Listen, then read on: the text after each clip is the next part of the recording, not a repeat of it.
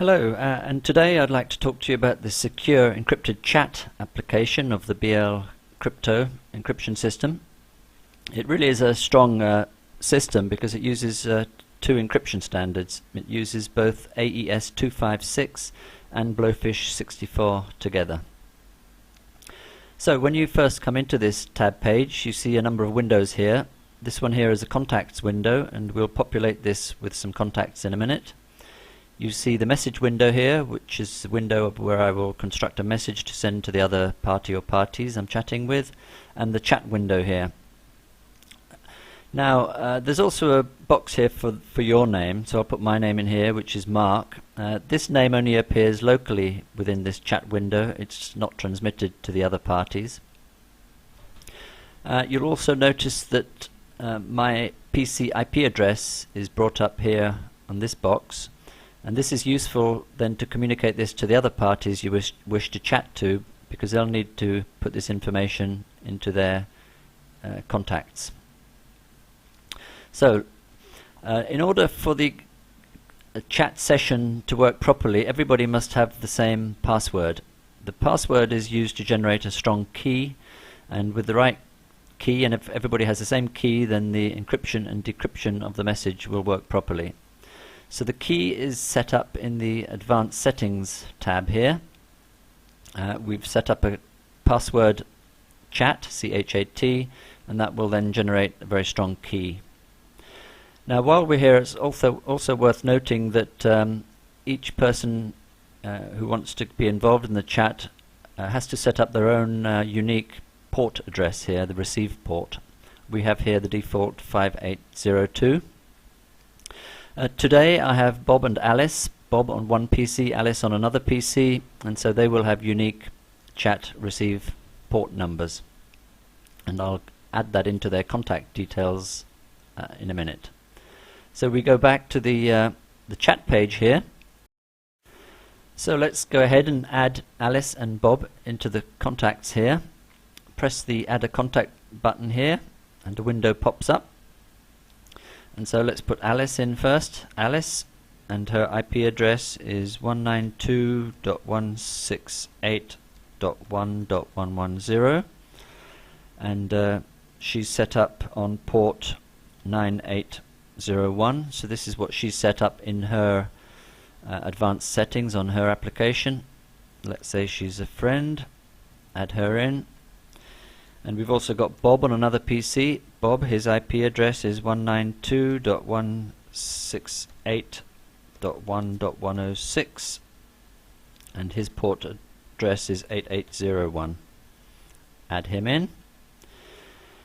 Okay, now you'll see their names pop up in the contacts list, and you see the names have just turned blue color. It turns blue if their PCs are switched on, so it looks like Bob and Alice are there. They've have their PCs switched on at least. Now let's see if we can talk to them. First I need to go online, so I press the online button here, and let's send a message. Let's send a message to Alice first. Hi Alice, are you there? Okay, let's see if Alice responds. Hi Mark, there, Alice is there then. Let's see if Bob is there. Hi Bob, I have Alice here too. Let's see if he responds. Yes, Bob's there too. Okay, so the chat will continue here, and that's really all there is to say about the secure chat application. Of course, it's possible to also have this secure chat operate over the internet. In this case, the contact detail here, let me just show you the contact detail. The IP address needs to be the external IP address. The port numbers can stay the same. For your contact to send you their external IP address, they will have to first find out what that is.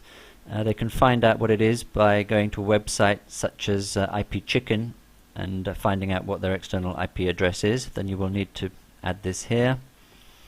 The other thing you will need to do is set up port forwarding. So any messages destined for your PC will come first to your router.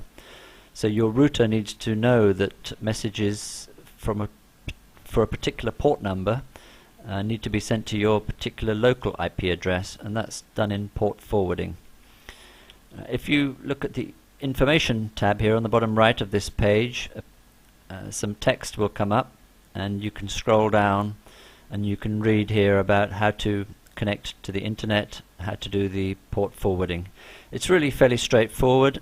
There's a section in the router, normally under applications and gaming, where all you need to do is you just set up the receive port here, and then which PC IP address the data needs to be sent to. So one entry like this will need to be made for each contact, for each person you want to chat with over the internet.